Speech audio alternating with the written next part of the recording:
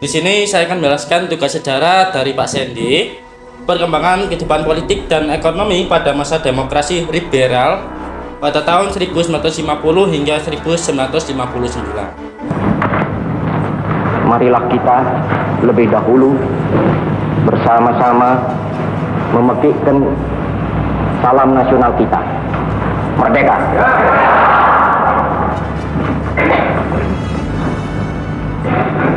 Sidang yang terhormat, saya mengucap syukur alhamdulillah. Demikian juga beberapa anggota pemerintah dan parlemen telah berkali-kali mengatakan bahwa kemerdekaan nasional bukanlah tujuan yang terakhir bagi kita. Bagi kita, Indonesia merdeka tak bukan dan tak lebih hanyalah syarat untuk mencapai kemakmuran. Yang pertama adalah kondisi politik dan bubarnya Republik Indonesia Serikat atau bisa kita sebut dengan singkatan RIS. Untuk ciri-ciri sistem dari parlementernya sendiri, ada yang pertama dari kepala negara dan kepala pemerintah terpisah. Untuk yang kedua, Perdana Menteri dipilih oleh parlemen. Dan ketiga, ada kabinet bertanggung jawab kepada parlemennya sendiri. Keempat, mekanisme mosi tidak terpercaya. Kelima dan terakhir adalah presiden atau raja memiliki kewenangan terbatas. Untuk pelaksanaan parlementernya sendiri, yang pertama bisa kita lihat untuk Presiden Soekarno sebagai kepala negara, dan kedua Perdana Menteri sebagai kepala pemerintah. Ketiga, sering terjadi pergantian kabinet. Keempat hingga kelima adalah mosi tidak percaya yang berulang, dan terakhir adalah akhir sistem dari parlementernya sendiri. Di sini saya akan menjelaskan secara rincinya untuk parlementernya sendiri. Parlementer adalah sistem pemerintahan yang ada di Indonesia pada tahun 1950 hingga tahun 1959. Sistem pemerintahan sendiri berada di tangan Perdana Menteri yang dipilih oleh parlemen, sementara negara atau kepala presiden itu memiliki peran seremonial. Di sini saya akan menjelaskan satu persatu mulai dari ciri-ciri sistem parlementer hingga pelaksanaan parlementernya sendiri. Untuk yang pertama ada kepala negara dan kepala pemerintah terpisah. Yang dimaksud adalah sistem atau kepala negara, presiden atau raja hanya sebagai simbol dan tidak memiliki kekuasaan eksekutif. Terus juga kepala pemerintah atau Perdana Menteri memiliki kekuasaan eksekutif yang sesungguhnya. Yang kedua ada Perdana Menteri dipilih oleh parlemen. Yang dimaksud dari Perdana Menteri ini adalah Perdana Menteri berasal dari partai atau koalisi yang memiliki mayoritas kursi di parlemennya sendiri. Yang ketiga ada kabinet bertanggung jawab kepada parlemen. Yang ketiga ini adalah kabinet atau menteri-menteri yang dipimpin oleh Perdana Menteri dan dapat dibubarkan oleh parlemen jika kehilangan dukungan. Nah, yang keempat ada mekanisme mosi tidak percaya. Parlemen dapat menggulingkan kabinet dengan mengajukan mosi tidak percaya yang menyebabkan pembentukan kabinet baru. Yang kelima terakhir untuk ciri-ciri sistem parlementer, presiden atau raja memiliki kewenangan terbatas. Yang kelima ini adalah dalam sistem parlementer kepala negara tidak ikut campur dalam pemerintahan sehari-hari. Yang kedua saya akan menjelaskan pelaksanaan parlementer. Yang pertama ada Presiden Soekarno sebagai kepala negara, yang dimaksud adalah hanya memiliki tugas seremonial dan tidak menjalankan pemerintahan secara langsung. Yang kedua ada Perdana Menteri sebagai kepala pemerintah, yang dimaksud adalah Perdana Menteri memimpin kabinet dan bertanggung jawab kepada parlemennya sendiri. Yang ketiga sering terjadi pergantian kabinet. Akibat sistem ini, koalisi yang rapuh dan konflik antar partai, Indonesia mengalami 7 pergantian kabinet dalam 9 tahun, menyebabkan ketidakstabilan politik. Nah, yang keempat ini mosi tidak percaya yang berulang. Yang keempat adalah kabinet sering jatuh karena parlemen tidak mendukung kebijakan pemerintah. Yang kelima terakhir dari pelaksanaan parlementer adalah akhir sistem parlementernya sendiri. Karena dianggap tidak efektif, sistem parlementer diakhiri dengan dekret Presiden 5 Juli pada tahun 1959 yang mengembalikan Indonesia ke dalam presidensial dengan UUD 1945-nya sendiri. Oke, kita akan membahas materi selanjutnya. Nah, untuk materi kali ini saya akan membahas kondisi politik bubarnya Republik Indonesia Serikat atau bisa kita sebut dengan RIS. Tahun 50-an adalah tahun yang penuh pengharapan, namun juga sekaligus diwarnai pergolakan. Demokrasi parlementer yang diatur dalam Undang-Undang Dasar sementara oleh para elit politik ditafsirkan sebagai ajang perebutan kekuasaan. Soekarno sebagai kepala negara konstitusional tidak secara langsung mengendalikan jalannya pemerintahan yang dijalankan Perdana Menteri dan bertanggung jawab kepada parlemen. Untuk Republik Indonesia Serikat atau bisa kita sebut dengan RIS hanya bertahan selama kurang dari 1 tahun dan tanggalnya 27 Desember sampai tahun 1949 hingga 1950. Pembubaran RIS sendiri menandai kembalinya Indonesia ke bentuk Negara Kesatuan Republik Indonesia atau bisa kita sebut dengan NKRI. Latar belakang dari pembubaran RIS sendiri, satu, RIS bentukan Belanda. RIS dibentuk melalui Konferensi Meja Bundar atau bisa kita sebut dengan KMB 1949 sebagai kompromi antara Indonesia dan Belanda. Namun, RIS dianggap sebagai upaya Belanda untuk melemahkan Indonesia dengan sistem federal yang memecah wilayah. Yang kedua adalah ketidakpuasan daerah. Negara-negara bagian dalam RIS seperti negara penundaan, negara Sumatera Timur, dan negara Indonesia Timur merasa sistem federal ini tidak menguntungkan mereka. Sebagai besar rakyat tetap menginginkan negara kesatuan seperti sebelum RIS. Yang ketiga ada tekanan dari pemerintahan Republik Indonesia di Yogyakarta. Soekarno-Hatta dan memimpin Republik Indonesia di Yogyakarta mendorong pembentukan kembali NKRI. Mereka mendapat dukungan luas dari rakyat dan berbagai kondisi politik lainnya. Dan keempat, ada peleburan negara-negara bagian NKRI. Mulai Januari 1950, banyak negara bagian dalam RIS memilih bergabung dengan RI atau Republik Indonesia termasuk Pasundan dan negara Sumatera Timur. Pada akhirnya hanya tinggal negara Indonesia Timur dan negara Sumatera Timur sebelum akhirnya seluruh RIS bubar. Yang kelima, terakhir ini adalah sidang DPR RIS atau DPR Republik Indonesia Serikat persetujuan pembubarannya. Pada 15 Agustus 1950, DPR RIS setuju untuk membubarkan sistem federal dan kembali ke NKRI. Pada 17 Agustus 1950, Soekarno mengumumkan secara resmi pengubahan RIS dan kembali ke Negara Kesatuan Republik Indonesia atau bisa kita sebut dengan NKRI sendiri dengan Undang-Undang Dasar 1950. Oke, saya kali ini akan menjelaskan tentang dampak pembubaran RIS di Indonesianya sendiri. Untuk sesuai pasal 43 dan 44 Konstitusi Republik Indonesia Serikat atau bisa kita sebut dengan RIS, penggabungan negara bagian diperbolehkan jika sesuai dengan kehendak rakyat. Untuk yang pertama bisa kita lihat dari dampak pembubaran RIS-nya sendiri. Yang pertama, Indonesia kembali ke negara kesatuan. Sistem federal dihapus dan Indonesia kembali menjadi negara demokrasi Republik Indonesia atau bisa disebut dengan NKRI. Oke, yang kedua adalah beralih ke sistem demokrasi liberal.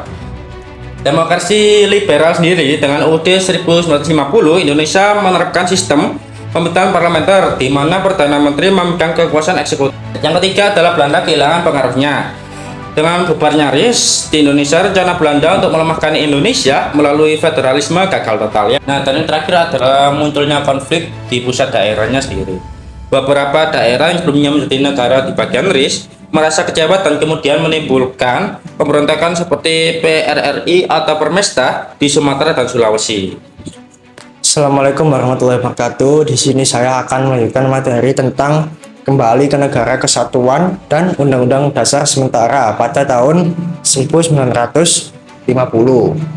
Pada tanggal 17 Agustus tahun 1950, Indonesia resmi kembali ke bentuk Negara Kesatuan Republik Indonesia atau disebut NKRI. Nah, alasan kembali ke negara Republik Indonesia yang pertama yaitu Republik Indonesia Serikat adalah warisan Belanda dan dianggap sebagai upaya memecah belah Indonesia. Yang kedua, mayoritas masyarakat Indonesia menolak sistem federal dan mendukung negara kesatuan. Dan yang ketiga yaitu negara bagian Republik Indonesia Serikat mulai membiarkan diri dan bergabung dengan Negara Kesatuan Republik Indonesia. Dan yang keempat yaitu Dewan Perwakilan Rakyat Republik Indonesia Serikat menyetujui pembubaran Republik Indonesia Serikat pada tanggal 15 Agustus tahun 1950. Tapak kembali ke Negara Kesatuan Republik Indonesia. Yang pertama yaitu ada sistem pemerintahan berupa menjadi parlementer dengan Undang-Undang Dasar sementara pada tahun 1950. Yang kedua, sering terjadi pergantian kabinet menyebabkan ketidakstabilan politik. Yang ketiga yaitu muncul konflik pusat daerah seperti pemberontakan PRRI atau Permesta. Yang keempat yaitu pada tanggal 5 Juli tahun 1959 Soekarno mengeluarkan dekret presiden untuk kembali ke Undang-Undang Dasar tahun 1945 dan sistem presidensial. Nah, Undang-Undang Dasar tahun 1950 adalah konstitusi yang berlaku di Indonesia setelah bubarnya Republik Indonesia Serikat pada tanggal 17 Agustus tahun 1950. Undang-Undang Dasar tahun 1950 menggantikan konstitusi Inggris pada tahun 1949 dan digunakan hingga dekret presiden tanggal 5 Juli tahun 1959 yang mengembalikan Undang-Undang Dasar pada tahun 1945. Tentang ciri-ciri Undang-Undang Dasar sementara, yang pertama yaitu bentuk negara kesatuan, yang kedua yaitu sistem pemerintahan parlementer, dan yang ketiga yaitu parlementer dua kamar, dan yang keempat adalah hak-hak demokratis dijamin. Dan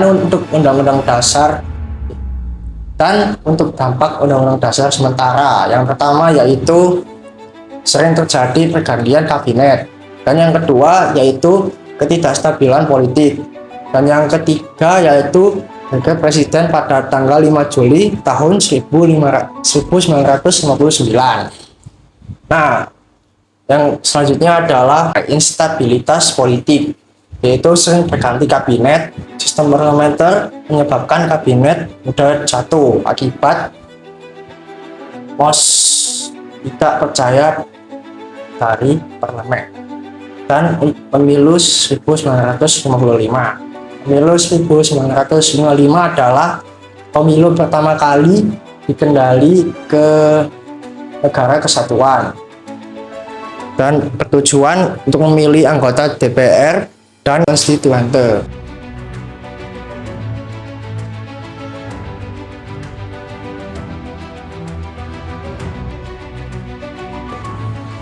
Yang ketiga yaitu adalah masalah daerah.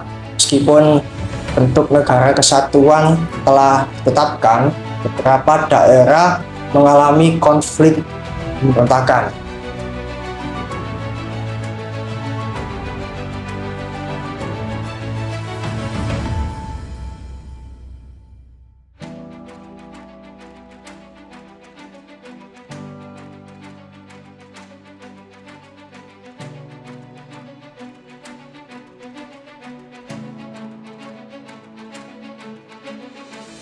Saya akan mempresentasikan tentang kondisi politik kabinet-kabinet pada masa demokrasi liberal.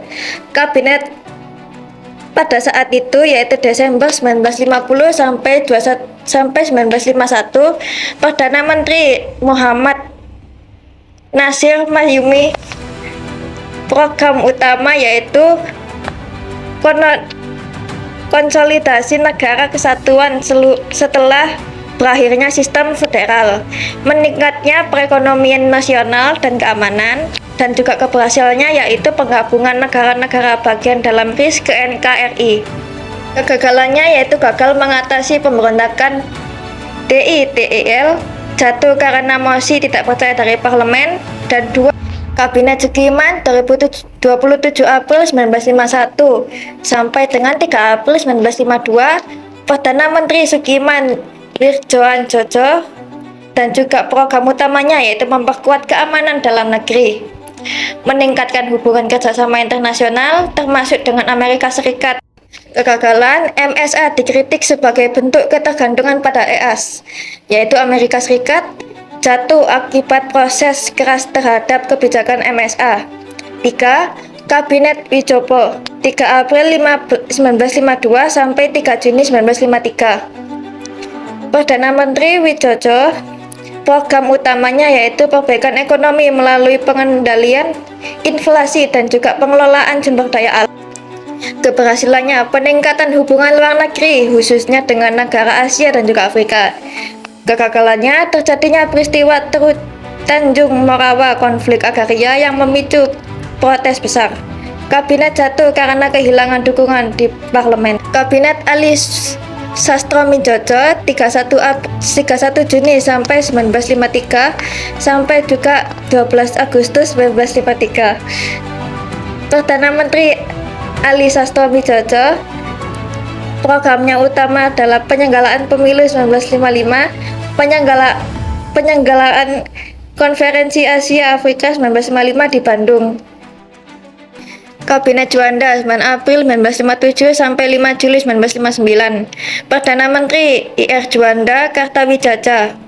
Program utamanya dikenal dengan program Prancakarya yang meliputi stabilitas keamanan, pembangunan ekonomi, dan juga integrasi nasional. Keberhasilannya yaitu deklarasi Juanda diterima secara internasional, meningkatkan upaya pengendalian konflik daerah, dan kegagalannya yaitu konflik politik terus berlanjut yang akhirnya mendorong dikeluarnya Dekret Presiden 5 Juli 1959. Selanjutnya, Dekret Presiden 5 Juli 1959. Dekret Presiden 5 Juli 1959 adalah keputusan sepihak yang diambil oleh Presiden Soekarno untuk mengakhiri sistem demokrasi liberal dan kembali kepada UUD 1945. Dekret ini menjadi tonggak penting dalam sejarah politik Indonesia karena perubahan besar dalam sistem pemerintahan dan jalannya demokrasi. Latar belakang Dekret Presiden, kegagalan konstituante menyusun UUD baru. Setelah pemilu 1955, Dewan Konstituante dibentuk untuk menyusun konstitusi baru menggantikan UUD 1950. Perdebatan antara kelompok pendukung UUD 1945 dan kelompok pendukung konstitusi baru ini semakin tajam. Sidang konstitusi berlarut-larut dan gagal mencapai kesepakatan, membuat situasi politik semakin tidak stabil. Ketidakstabilan politik dan seringnya pergantian kabinet. Sejak 1950, Indonesia menerapkan sistem parlementer di mana Perdana Menteri bertanggung jawab atas pemerintahan. 7 kabinet dan 9 tahun menunjukkan lemahnya stabilitas politik karena sering terjadi mosi tidak percaya diri dari parlemen. Pemerintah sulit menjalankan program pembangunan karena terus terganggu oleh konflik politik antar partai. 3. Ancaman disintegrasi dan pemberontakan daerah. Ketidakstabilan politik menyebabkan ketidakpuasan di daerah, memicu pemberontakan bersenjata seperti PRRI Persemesta 1957 sampai 1958 di Sumatera dan Sulawesi. DI atau dikenal dengan DII di Jawa Barat, Sulawesi Selatan, dan Aceh. Gerakan Separatis Republik Maluku Selatan (RMS), dan keadaan ini semakin memperlemah pemerintahan pusat. Presiden Soekarno menyatakan berlakunya kembali Undang-Undang Dasar 1945, menetapkan Undang-Undang Dasar 1945 berlaku lagi. Selanjutnya, isi Dekret Presiden 5 Juli 1959. Dalam dekret ini, Soekarno memutuskan beberapa keputusan penting, yaitu 1. Membubarkan konstituante karena gagal menyusun UUD baru. 2. Mengembalikan UUD 1945 sebagai konstitusi resmi, menggantikan UUDS 1950. 3. Membentuk Dewan Perwakilan Rakyat gotong royong DPR GR sebagai pengganti parlemen yang lama. Dampak Dekret Presiden. 1. Kembali ke sistem presidensial. Presiden kembali memiliki kekuasaan eksekutif penuh, jabatan Perdana Menteri dihapus dan Presiden bertanggung jawab langsung atas pemerintahan. 2. Awal demokrasi terpimpin 1959 sampai 1965. Soekarno mendapatkan kekuasaan lebih besar dan mulai mengurangi peran partai politik. Sistem pemerintahan menjadi lebih otoriter karena kontrol bergantung pada presiden. 3. Melemahnya peran parlemen. DPR GR yang dibentuk setelah dekret lebih bersifat sebagai lembaga yang mendukung kebijakan Soekarno, mosi tidak percaya dan peran oposisi mulai dilemahkan. 4. Meningkatnya peran militer dalam politik. TNI mulai masuk dalam pemerintahan dalam politik dengan konsep dui fungsi ABRI. Militer tidak hanya bertugas menjaga keamanan tetapi juga terlibat dalam urusan pemerintahan dalam ekonomi. 5. Nasionalisasi perusahaan asing. Soekarno mulai menasionalisasi perusahaan Belanda, termasuk perusahaan perkebunan dan pertambangan. Ekonomi mengalami perubahan besar dan lebih banyak peran negara dalam industri. Di sini saya akan menjelaskan materi selanjutnya, yaitu tentang kondisi ekonomi. Pada era demokrasi liberal pada tahun 1950 sampai tahun 1959. Nah, kondisi ekonomi Indonesia mengalami berbagai masalah, ketidakstabilan politik, warisan kolonial, dan kurangnya kebijakan ekonomi yang efektif. Materi selanjutnya yaitu tentang masalah pokok ekonomi. Yang pertama yaitu ketergantungan ekspor. Ketergantungan ekspor bergantung pada ekspor komoditas seperti karet dan kopi. Nah, dengan fluktuasi harga yang memengaruhi stabilitas ekonomi. Yang kedua yaitu inflasi tinggi, yaitu meningkat akibat pengeluaran besar untuk pemberontakan dan lemahnya kontrol keuangan. Yang ketiga yaitu nasionalisasi perusahaan asing, yaitu perusahaan Belanda dinasionalisasi tetapi kurang tenaga ahli, menurunkan produktivitas. Di sini saya akan menjelaskan kondisi ekonomi, masalah pokok ekonomi di dalam Indonesia. Yang pertama, politik ekonomi Alibaba. Politik ekonomi Alibaba gagal meningkatkan ekonomi pribumi karena pelaksanaannya tidak efektif. Yang kedua, rencana pembangunan. Rencana pembangunan ekonomi tergantung oleh instabilitas politik dan kekurangan dana. Yang ketiga, ada konflik pusat daerah. Ketidakadilan pembagian ekonomi memicu pemberontakan seperti PRRI atau Permesta. Selanjutnya, upaya mengatasi krisis ekonomi. Yang pertama, sistem ekonomi gerakan Benteng 1950 bertujuan untuk mendorong pengusaha pribumi agar bisa bersaing dengan perusahaan asing. Gagal karena banyak pengusaha pribumi yang kurang pengalaman. Yang kedua, rencana Kasimo pada tahun 1952. Program untuk meningkatkan produksi pangan dan mencegah kelangkaan beras. Gagal karena kurangnya infrastruktur dan teknologi pertanian. Yang ketiga, Gunting Syafruddin pada tahun 1950. Kebijakan memotong nilai uang kertas rupiah 5 ke atas menjadi setengahnya untuk mengurangi jumlah uang yang beredar dan mengendalikan inflasi. Sukses menekan inflasi sementara, tetapi menimbulkan ketidakpuasan rakyat.